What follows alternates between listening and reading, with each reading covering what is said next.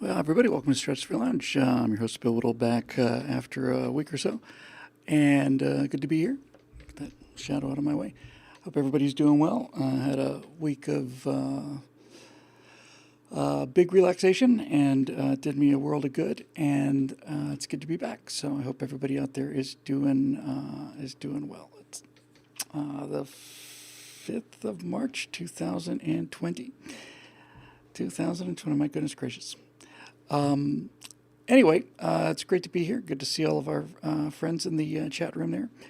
And let's see. Not really a whole lot to talk about that I'm aware of.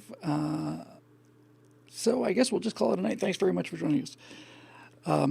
Just see if I can do something about the color on these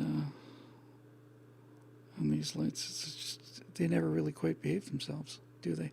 Anyway, no, it's great to be here and looking at the political situation out there in the world. It's I don't know.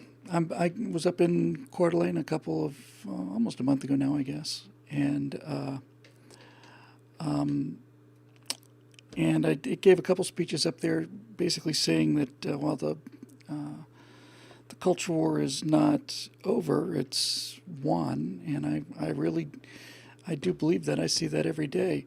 I see it more and more every day, and I think we're going to start seeing some pretty freaky stuff going on out there in the year to come. Since we spoke last, looked like Biden was done, and looked like Bernie had the thing pretty much wrapped up. I'm amazed at the comeback, and it's just an indication of how weak Bernie Sanders' support really is. And furthermore, it just couldn't be better from a Republican point of view. I mean, the internet was down for 24 hours starting yesterday. We got it back a couple hours ago. The broadcast should be significantly better, by the way. We finally got off of the Wi-Fi and did a speed test, and it was 490 megabytes per second down and 517 up. And if that doesn't do it, then by golly, that won't do it. The comeback hoot, says Dave Big Booty. The comeback coot. Awesome. Love it. Anyway, the thing I was most, I wasn't really concerned. Let me just see if I can do something. I don't know why these lights are so dim. Hang on a sec. But they are. The network is talking to them, but they ain't a listening. No, it is what it is. Anyway, what it was looking like last time we talked, it was looking like Bernie was just, Joe Biden had just collapsed just before South Carolina. It was just Bernie all the way. That actually alarmed me a little bit. Not so much I was worried as in November, but still, for him to be the nominee of the Democratic Party of the United States is in itself a pretty scary kind of a proposition. But Stephen Scott and we did this almost hour long show yesterday on post Super Tuesday events, and they're convinced, and they know more about it than I do, that really looks like Biden's going to go pretty much all the way to the nomination, which I find inconceivable. Nevertheless, there it is. So the question then becomes, now what? We were talking on the show a little bit about it. Scott's convinced, and he's probably right, that despite all of the loud talk and threats of violence from the Bernie bros, the fact is they're all kind of doped out losers. But from a from where we stand on the, that little tiny little hump of a hill outside of Mordor there, looking at the Black Tower, I don't see how things could look much better right now. I really don't. As I explained on that show, the beautiful thing from a Republican point of view is if Bernie had blown out Biden, that'd be one thing. If Biden had blown out Bernie, that'd be another thing. But when it's close, especially after what the DNC did to Bernie in 2016, if Biden gets the nomination, and it looks like he will, then I think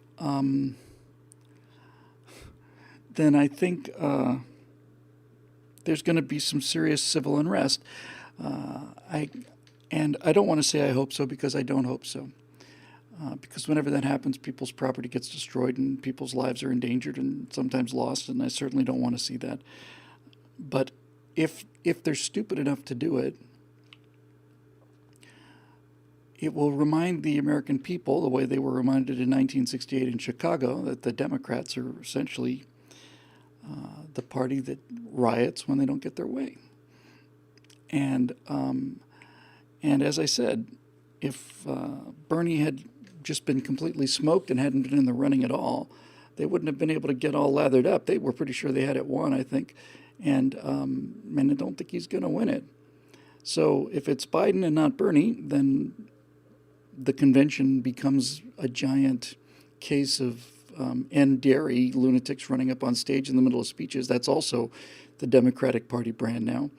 And then if Biden completely collapses, and just putting up a show now that we shot a couple days ago, delayed because of the internet problems here. But if Biden's not going to get any better, folks. My mom had this condition, and he's not going to get any better, ever, and he's going to continue to get worse. And sometimes with this mental deterioration, you can get worse real fast, and sometimes you can get worse so badly that they can't even keep up the illusion anymore. I still have a funny feeling they're going to try and, well, without question, the whole Democratic convention is going to, the big announcement left for the Democrats is who the vice presidential nominee is going to be for Biden. And I think everybody, including the Democrats, including all the top-level leading Democrats, understand that what they're basically saying is whoever Biden's vice presidential nominee is going to be, that's the president. I think that's pretty much what people are looking at now, is they're looking at Biden as just kind of this,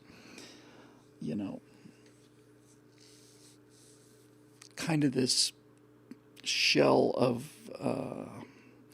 I almost said respectability, at least familiarity, and they're going to try and whoever is going to be the VP for the Democratic Party is going to be recognized by the Democrats and the Republicans and the country as this is who they're actually running for president, because Biden's fallen apart fast, mentally fast. And this isn't just a gaffe, and we've watched Biden and his gaffes throughout all of the Obama presidency, and most of those were gaffes, but now it's like he's not coherent anymore. And that in itself says something about the Democrats in terms of their ethics. So it's just kind of fun to speculate on what's going to happen between now and the convention. The more delegates Bernie wins, the closer it's going to be. The closer it gets, the more likely the fight's going to get nasty. But Bernie gets to go to Milwaukee saying I carried California, among other things, and I don't know. And we pointed out in that show we did the other day, the best news on the board, though, is actually from the other side. And to my astonishment, Donald Trump got more votes in California than Bernie Sanders did, and he got more votes than Joe Biden did. He didn't get more votes than Biden and Bernie combined, but I didn't go and vote in the Democratic primary. I didn't vote in the California primary, I should say, although it's essentially the same thing. There's no reason for me to go vote in the primary in California. I'll vote in the general election, that's for sure. But in an election where, in California, where essentially, Trump's not even on the ballot. For all intents and purposes, he's not. He's not contested, and there's no reason to go and vote for Donald Trump when he's already the Republican nominee. And so I didn't. And yet enough Republicans came out and voted for the guy who's unopposed. Enough Republicans in California came out to vote in an election that has no effect on the national election in November whatsoever. And Donald Trump pulled more votes with essentially, I'm speaking metaphorically, without being on the ballot than either Bernie Sanders or Joe Biden in California. AOC says he beat all three combined in Texas. Now, Trump winning in Texas is Trump winning all three Democrats combined in Texas is an indication he's got this November election largely pretty much won. But for Trump to carry more votes, bring more people out to vote for him in an election that doesn't matter at all for him, and have them beat Bernie Sanders versus Joe Biden in the biggest electoral prize in the country. Oh, I'm sorry, I don't want to offend anyone. Is unbelievable. I really think, even if I thought that if Bernie's the nominee, that Trump would win 50 states. I think if Biden's the nominee, Trump's going to win 48, 49, or 50 states.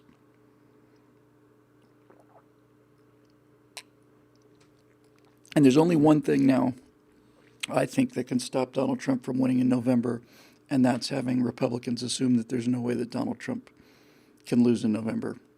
I think the only way for Trump to lose now is for people to think that he can't lose. And I'm relieved to know from the people I know personally, and also from the experience from a few people I know who went to CPAC, said that